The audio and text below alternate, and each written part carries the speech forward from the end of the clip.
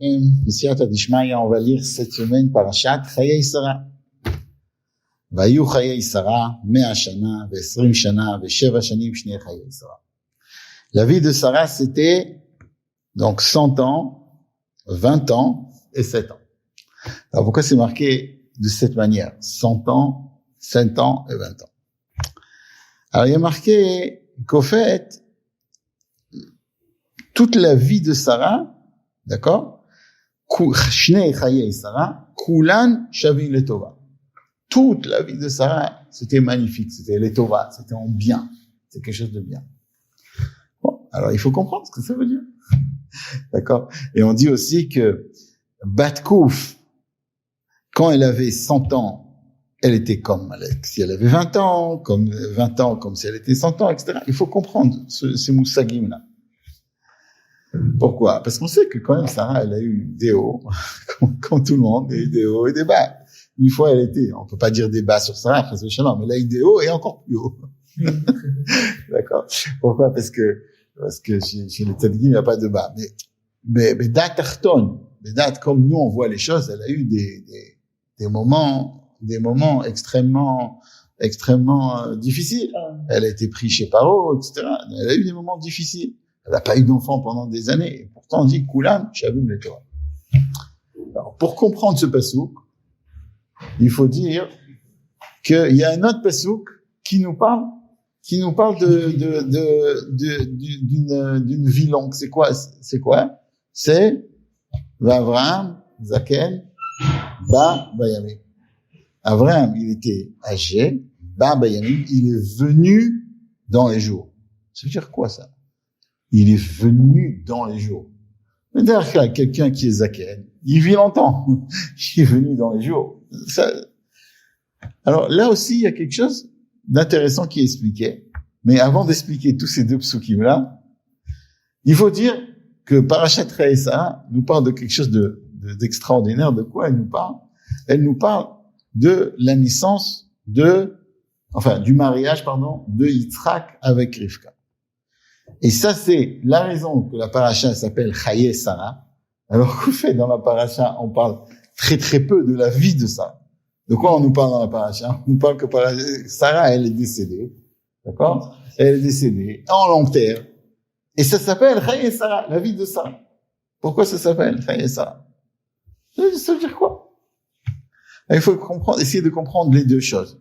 Premièrement, pourquoi il y a marqué, donc, chez Sarah, qu'il y a marqué Kulan Shavin Letova. D'accord? Que toute la vie de Sarah, c'était en bien. Pour que ça veut dire quoi? Avraham, Zaken, Ba Bayamim, qu'est-ce que ça veut dire? Il faut expliquer. Et deuxièmement, pourquoi ça s'appelle Chayei Sarah? Pourquoi ça s'appelle Chayei Sarah? Tout simplement parce que qu'est-ce que c'est la vie de quelqu'un? Qu'est-ce que c'est la vie de quelqu'un? Quand il ressemble vraiment à Akadosh Baruch Hu. Ressemble à Akadosh Baruch Hu. Akadosh Baruch Hu, il vit. D'accord? Akadosh Baruch Hu, c'est le Mekor HaChaim. C'est quoi quelqu'un qui vit? Quelqu'un qui vit, c'est quelqu'un, d'abord, qui est là, qui existe. Quelqu'un qui existe, c'est quelqu'un qui vit. Akadosh Baruch Hu, il existe.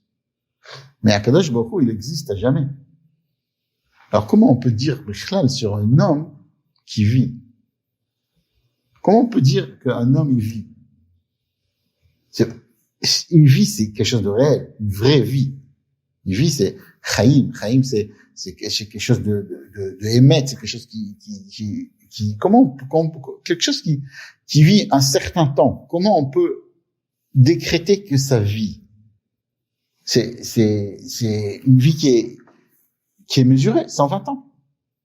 Mais, en fait, nous, en tant qu'humains, on est aussi, Akadosh Baruch Hu nous a donné d'une certaine manière, d'être infini. On est fini. On a une limite. Mais comme Akadosh Baruch Hu nous a créé comme lui, donc on a quelque chose dans nous qui peut avoir quelque chose qui est infini. Qu'est-ce qui est infini dans nous? Quand je vais aller acheter quelque chose, j'ai une certaine somme. Même quand je vais avoir de l'argent, je vais avoir une certaine somme. Qu'est-ce qui est vraiment, réellement infini chez nous? Théoriquement, qui peut être. La seule chose qui est infinie chez nous, puisqu'on est dans un temps On est dans un moment, donc on ne peut pas être infini. La seule chose qui est infinie, c'est quand on s'attache à la Torah qui est infinie, à Kadosh Baruch Hu qui est infini, et d'une manière matérielle, c'est quand on a des enfants. Parce que quand on a des enfants, on dit par exemple binyan adéad. On bénit le khatan et la kala, qu'il ait un binyan, qu'il ait un monument qui reste à jamais. Mais ça pourra pas rester à jamais. Oui, ça peut rester à jamais. S'il a des enfants, et que ses enfants, ils vont avoir des enfants, et que ses enfants, ils vont avoir des enfants, et que ses enfants, ils vont avoir des enfants, en fait, si tu veux, Akadosh Baruch Hu, il a mis dans la possibilité du monde de se reproduire et d'avoir encore et encore et encore et encore. Il n'y a pas une limite. Akadosh Baruch Hu, il n'a pas de limite, il n'a pas mis une limite. Bon, l'homme, il va pouvoir avoir tant et tant de descendants. Non. Tant que l'homme, il existe, quand Akadosh Baruch Hu, il a décidé que la planète existe, eh ben, il y a un infini. Donc, si on veut, le vrai infini, c'est quand un homme, il a des enfants, et non seulement il a des enfants, mais ses enfants aussi, ils sont attachés à Akadosh Baruch Hu qui est infini. Parce que si quelqu'un, il a une vie, même lui-même, qu'il a une vie, et qu'il n'est pas attaché à Akadosh Baruch Hu, alors on va voir que c'est pas réellement une vie. Et si il est attaché à Akadosh Baruch Hu, et ses enfants sont attachés à Akadosh Baruch Hu, alors là, c'est vraiment la vie. En fait, qu'est-ce qu'elle avait, Sarah? Sarah, quand elle vivait, il y avait 3 choses qui étaient chez elle tout le temps. Elle avait, de même que les femmes, elles ont 3 mitzvot essentielles. La première mitzvah, c'est d'allumer les bougies. La première, deuxième, je rentre pas dans ça, mais une des mitzvot qu'elles ont, c'est d'allumer les bougies Erev Shabbat. Pourquoi c'est elles qui allument les bougies Erev Shabbat? Plusieurs raisons. Une des raisons, c'est parce qu'elles doivent allumer le monde, illuminer le monde. D'après le pshat, c'est parce elles sont à la maison. Donc, si elles sont à la maison, donc elles ont la possibilité d'allumer les bougies. Mais, si tu veux, d'après le sot, c'est elles qui ont cette possibilité de mettre de la lumière dans le monde. Il y a que la femme qui a cette possibilité. L'homme aussi, il a un devoir si la femme, elle est pas là. D'accord? Si tu te trouves dans un endroit, ta mère, elle est pas là, ta femme, tu es pas encore mariée, etc., ben, c'est toi qui dois allumer. Ça, c'est sûr. Mais, la femme, elle a plus de force de le faire. Ouais. Et Sarah, qu'est-ce qu'elle avait? Elle allumait les bougies de Shabbat, et toute la semaine, la bougie est restée allumée. C'est quoi les 2 autres mitzvot? On va voir. La deuxième mitzvot, ce qui a rapport avec la pureté familiale, genre il doit aller au mikvé, etc., etc. Et la troisième mitzvah qui est spéciale pour la femme, c'est la chala. La chala. La chala, c'est que quand on prépare du pain, on prépare une quantité de pâte, d'accord? Pâte en hébreu, en araméen, ça veut dire le pain. En français, ça veut dire la pâte. Elle pétrit, d'accord, la pâte pour faire les chalotes de Shabbat ou pas de Shabbat. Hein.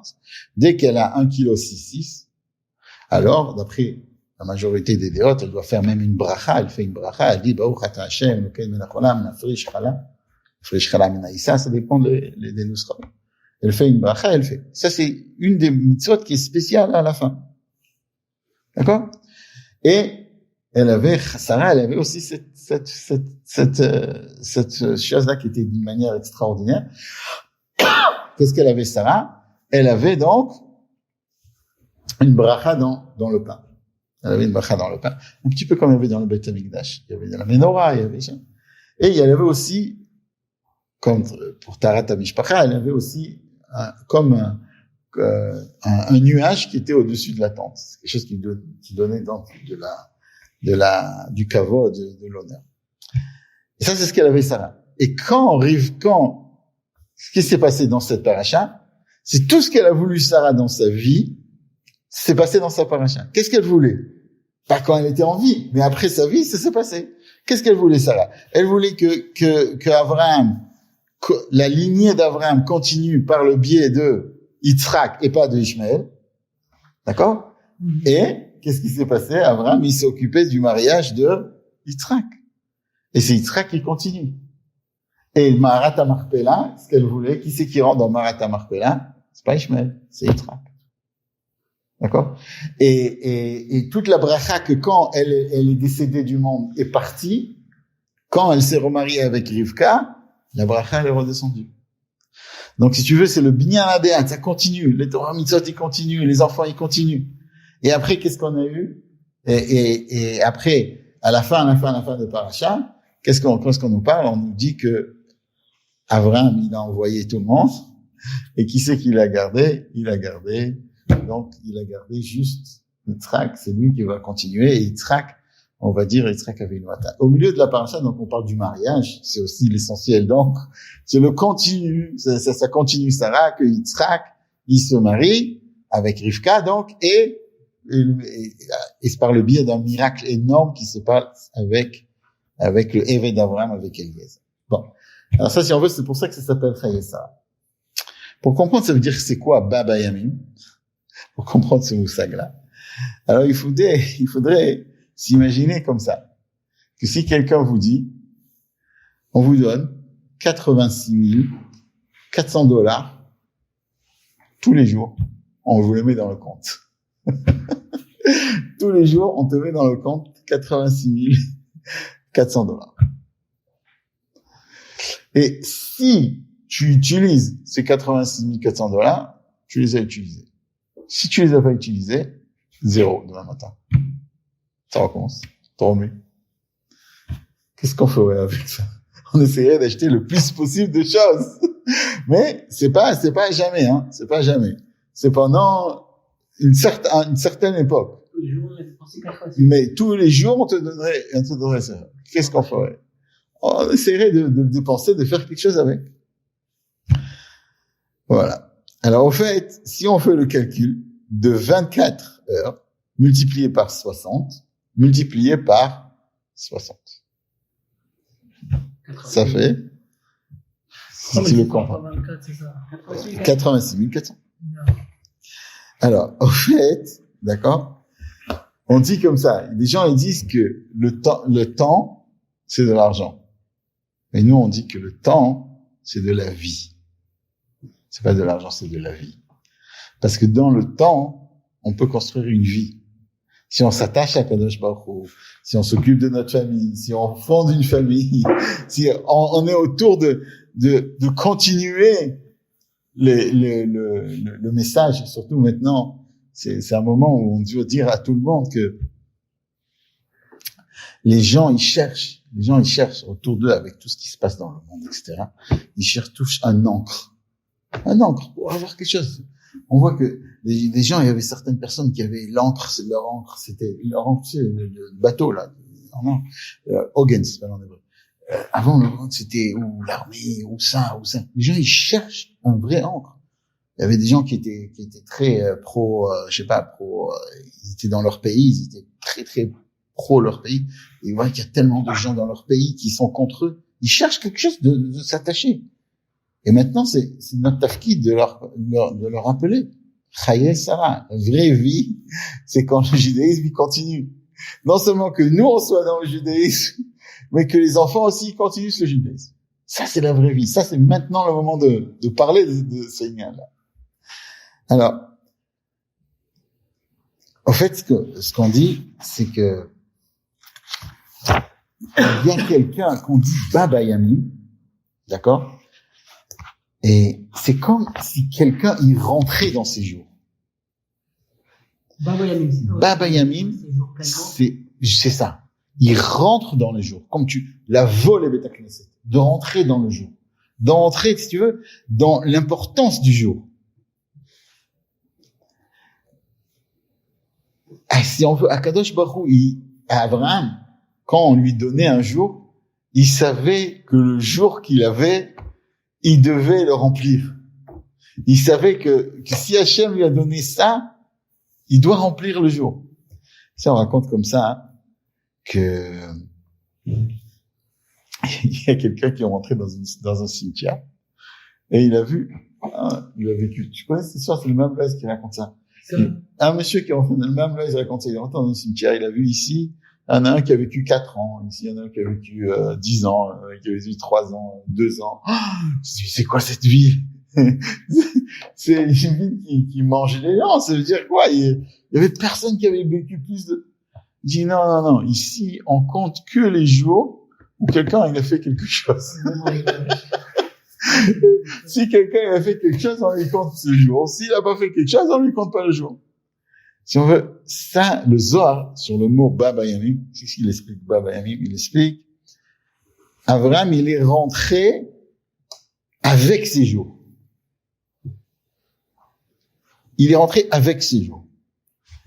En fait, si on veut, chaque jour qu'Akadosh Baruch Hu, il nous donne, il a un lévouche, comme ça, vous aurez expliqué. Un lévouche, ça veut dire un habit spécial pour ce jour-là. Et chaque jour, on doit faire une mitzvah avec le jour. Il n'y a pas un jour où un juif, il doit se dire, écoute, hier, j'étais bien, j'étais un bon juif, non. Et même si tu as faire une mitzvah, il faut essayer chaque jour de faire quelque chose avec. Parce que la mitzvah que tu as fait hier, tu n'as pas le même habit que la mitzvah que tu vas faire aujourd'hui. C'est un nouveau habit. Le jour, il est spécifique. Le jour, il est spécifique. Donc, tu as fait Kivoudorim qu'on est en train de prendre hier, et aujourd'hui, tu fais un autre Kivoudorim, c'est pas la même chose, ce sera pas le même Kivoudorim. Mais c'est qu'on voit ça. Même quand même Gashmio, tu peux manger la même chose. Aujourd'hui, tu manges, ça sera pas exactement la même chose. Parce que l'homme, il est tellement influencé, parce que vraiment, pas parce qu'il est influencé parce qu'il fait des choses, mais réellement, il est influencé parce qu'il a un lévouche spécial. Il a un, alors, quand on a posé la question au début, pourquoi on dit que à Kulam Shavim Letova chez Sarah? Comment ça se fait que tous les jours de Sarah, ils sont égaux en bien? C'est Kulam Shavim parce que chaque jour chez elle, ça avait son importance. Chaque jour, Kulam, chaque jour, il n'avait pas un jour où elle se disait, ce jour-là, il est moins tov, il est moins important. Pas que chaque jour, elle s'est sentie bien d'une manière extraordinaire. Non, même Sarah, elle avait des difficultés. Mais chaque jour, c'était quelque chose de spécial. Alors, il y avait un Rav qui s'appelait Rabbi Koutiel et qui a fait quelque chose de extraordinaire. Et le Admor Hazaken, il voulait le bénir. C'est quoi l'histoire? Alors, ce Rav Koutiel, il était, si je me trompe pas, c'est ça l'histoire. Il était très riche. Et chaque fois, l'Admor Hazaken, il envoyait à lui pour ramasser de l'argent avec Tzedaka. Et des fois, les riches, ils sont riches. Et des fois, ils sont un peu moins riches. Et Rabbi Koutiel, à un moment, il n'avait plus d'argent. Et l'Admor Hazaken, il l'a envoyé pour ramasser de l'argent. Pour ramasser de l'argent chez lui. Où il a demandé à tous ses chassidim de l'argent. C'était pour Eretz Israël. Pas pour l'armée dans Eretz Israël, mais pour Tzivot Hashem. D'ailleurs, à propos, on a dit le mot de l'armée. Il faut savoir que maintenant, on est moukafim d'ennemis, que les ennemis ils veulent pas exactement le bien ils veulent leur bien, quoi. Et j'ai vu quelque chose d'intéressant. Que quand on dit le nom Hezbollah, ça veut dire quoi? Ça veut dire, c'est les hommes de leur Dieu. Mais après, ils sont devenus une armée. Donc, c'est devenu comme si c'était l'armée de leur Dieu. En fait, qu'est-ce qu'ils appellent ça? C'est Tzivot Hashem. Et eux, qu'est-ce qu'ils veulent? Ils se disent, nous, on est l'armée de Hashem. Et dans la Klippa. Nous, on est l'armée de Hashem. Eux, ils se disent, nous, on est l'armée de Hashem. Quand c'est que le Hezbollah, il a été construit? Quand c'est qu'il a été? Quand c'est qu'il a été fondé? Comment il était quand? Quand c'est qu'il a été fondé? Fondé en 79. Non, vraiment fondé, 82. Je regarde à Wikipédia. Il a été fondé en 82. Ouais. Non. Le Hezbollah a été tout petit. Quand c'est qu'il a été fondé en 82.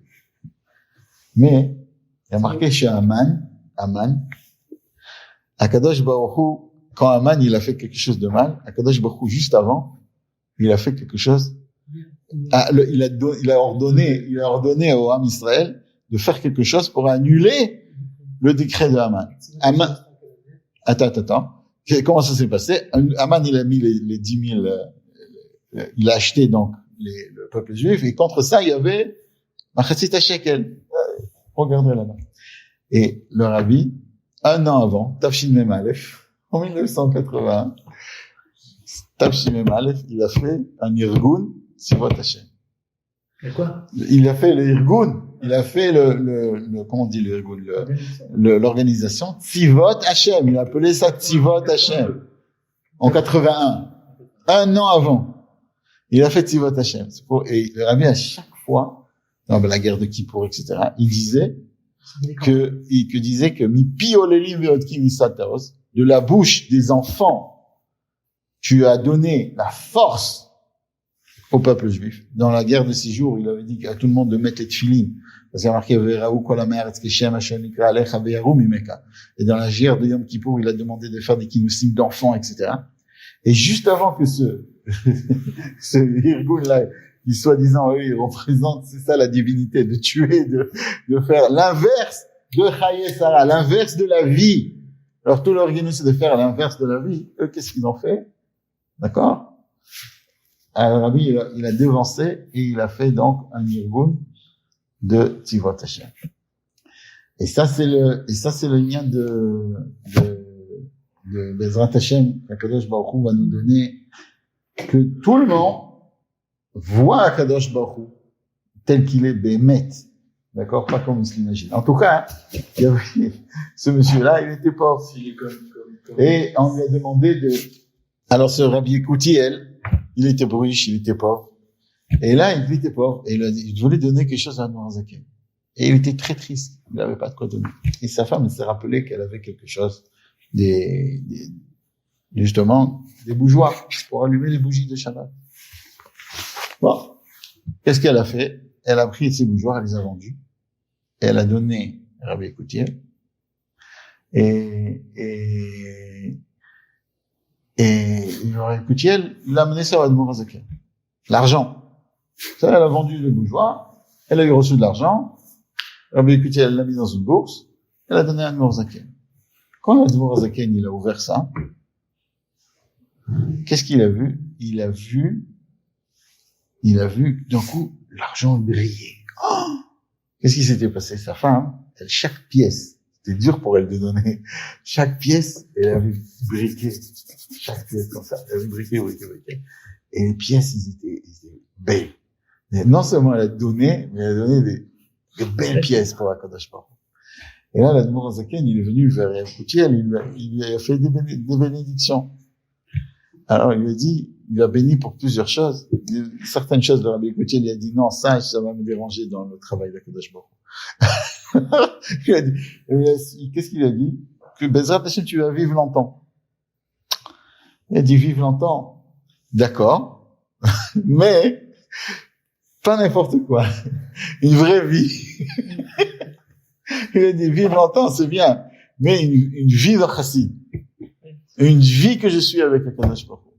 Ça, c'est Baba Yamin. Que chaque jour, non seulement que je vive longtemps, mais chaque jour, ce soit de la vie chez moi.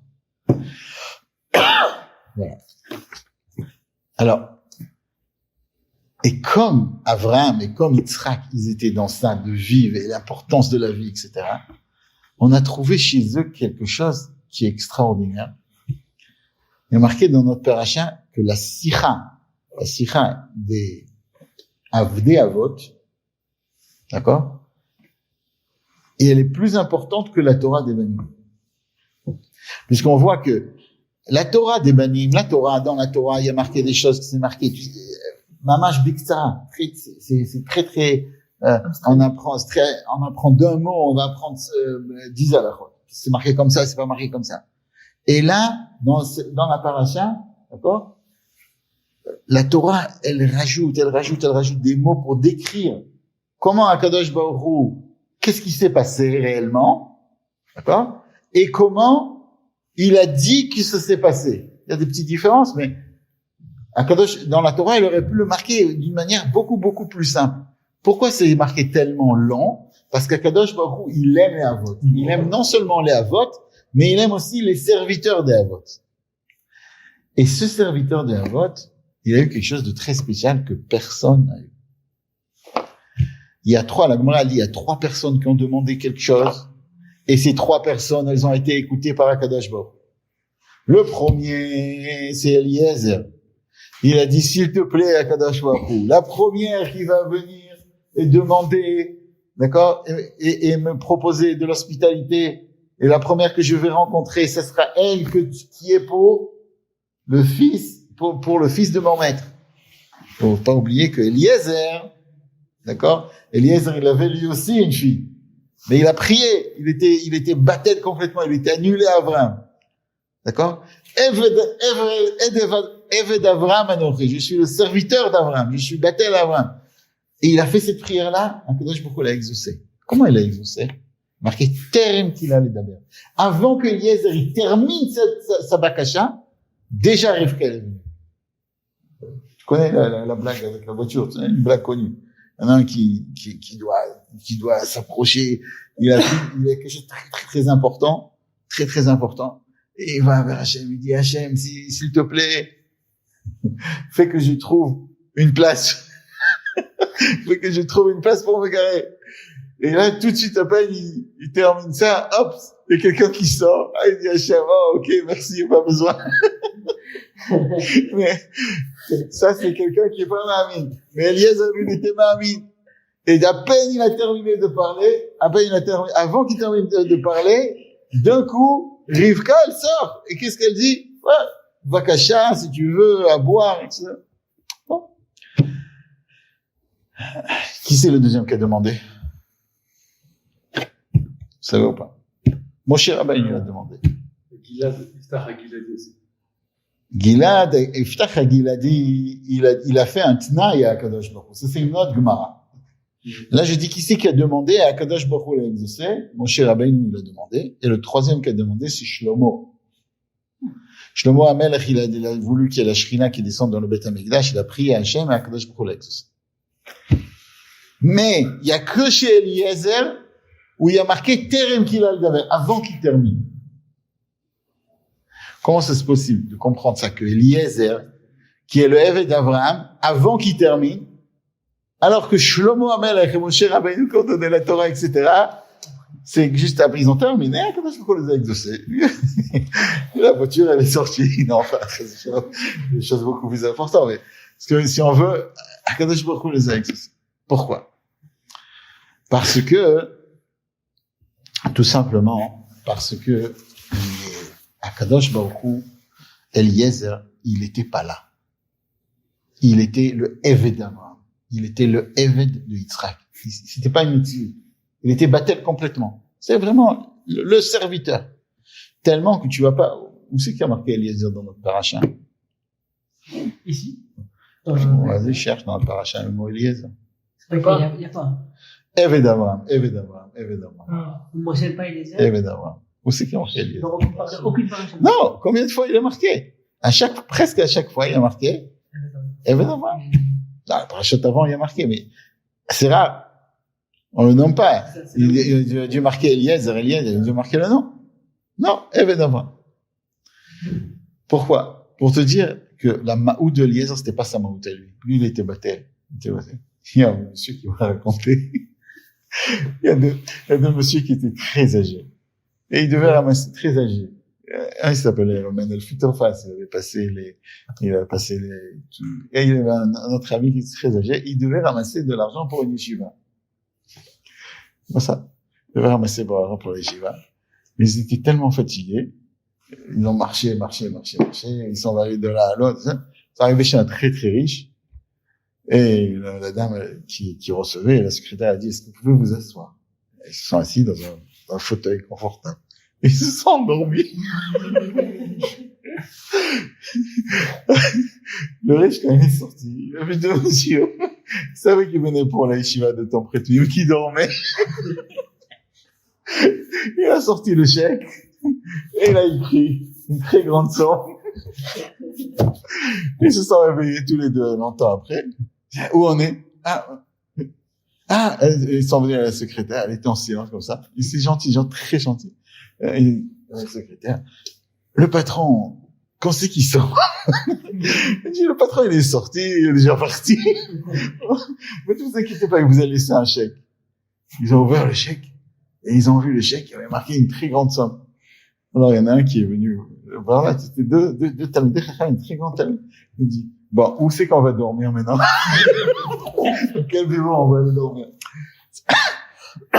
Et ça, c'est, si on veut, ça, c'est la maout Ça, c'est l'essence, si on veut, du Eved. De celui qui s'annule. Pas celui qui croit, je fais tout, c'est moi qui fais tout, c'est moi qui fais tout. Faut savoir que, faut être de bitoul. Faut être de bitoul. Et quand on est bitoul, on peut avoir une madriga très, très, très grande.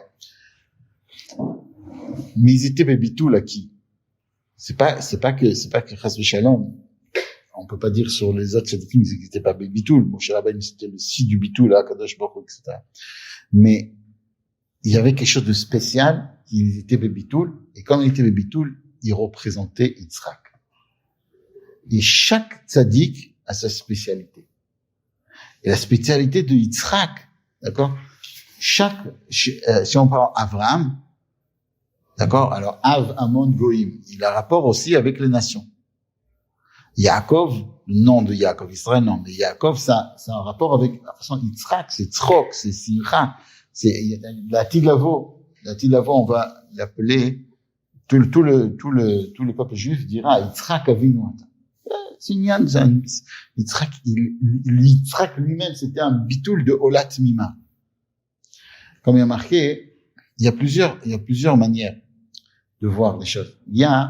On a dit, il y a un passouk dans Tehillim, Asholoach imrato eretz, ad me'era yerutz dvaro. Asholoach imrato eretz, c'est celui qui va d'après le créneau de la terre. Ad me'era yerutz dvaro, c'est celui qui est méprinat bitoul. Alors, à chaque fois, quelqu'un, il peut pas être tout le temps méprinat bitoul. Mais de temps en temps, on peut arriver au bitoul. Chaque juif, quand on est les enfants d'Abraham, Yitzhak et Yaakov, des fois, il faut être un sholach imrato eretz. Il faut faire les choses d'après la nature. Et des fois, il faut savoir aussi que de s'annuler à Kadosh Baruch Hu et de dire, bon, à Kadosh Baruch Hu, tu es là et c'est toi qui va faire, qui va nous sauver, qui va nous garder, c'est quelque chose de très, très important. Et quand on est bébitoul, alors Akadosh Baruch Hu, il envoie une Yeshua qui avant même qu'on termine de parler, déjà on a la Yeshua. Parce que ça va pas d'après la nature. Comme c'est expliqué dans la Chassidut, le Passouk, qui disait que, il y a marqué que, heureux celui qui va avec Akadosh Baruch Hu, et qui se remet pas à l'homme. Quel rapport l'homme à Akadosh Baruch Hu? Bien sûr qu'Akadosh Baruch Hu, il est plus fort. Non. L'homme, c'est la nature, c'est le chemin de la nature. Et celui qui se met à Akadosh Baruch Hu, alors, il se met au-delà de la nature. Yud Kevavke. Adam, c'est une darga d'Akadosh Baruch Hu. Tous les deux, c'est Akadosh Baruch Hu. L'homme, c'est pas, quand on parle de l'homme, c'est pas de l'homme matériel, c'est une darga dans la Chassidut, c'est une darga d'Akadosh Baruch Hu qui est Adam à Elion. Par contre, Yud Kevavke, c'est au-delà. Et Yitzhak, si on veut, c'était une darga comme ça. Et chez Yitzhak, qui était une darga qui était tellement, tellement élevée, alors lui, il a reçu aussi d'Akadosh Baruch Hu quelque chose qui est très, très élevé, que avant qu'il termine de parler, déjà Akadosh Baruch Hu l'a exaucé. Et ça, si on veut, ça c'est le nyan qu'on demande à Akadosh Baruch Hu maintenant. On demande à Akadosh Baruch Hu, on nous demande à nous aussi d'être bébitoul. D'ailleurs, c'est sûr qu'il faut faire tout ce qu'il faut faire, et chacun doit essayer de faire tout Beder Khateva, de se protéger, de faire tout ce qu'on doit faire. Mais une fois qu'on a fait ça, il faut savoir que même ce qu'on fait, tous les kelim qu'on fait, c'est, il faut être de bitoul à Kadosh Baruch Hu et de dire, Eved Avraham Anochi. Moi, j'ai vu énormément des choses incroyables. Mais comment les soldats, avant de partir en guerre, ils disent Hashem Melech, Hashem Manach, Hashem Nuchra Abed. Mamash, il y a même des personnes qui lisent les psukim. Et il y a une itoroute, il y a un réveil énorme dans le peuple juif. Et c'est ça ce qu'il faut. Et l'essentiel, une achdout. Et l'essentiel, c'est nous-mêmes devenir le tzvah. Parce que les enfants qui disent les psukim, mais nous, si on est le tzava de Hashem, l'armée de Hashem, on est bébitoul, et on se dit, Eved Avraham Anochi. On est le Eved d'Akadosh Baruch Hu. et qu'on fait attention à chaque instant maintenant. Il dit, maintenant il faut faire très très attention, non seulement de ne pas se disputer avec ses copains, mais même dans le couple, dans la famille, de faire très attention, de parler comme il faut, de donner du kavod, de montrer qu'on est unis. Et si on bémet, on va être unis et Bezrat Hashem, Akadosh Baruch Hu va nous amener pas Stam Yeshua, mais la vraie Yeshua, ça veut dire la vraie délivrance, c'est la venue du Mashiach, tel que faut venir la Mashiach. Ouais.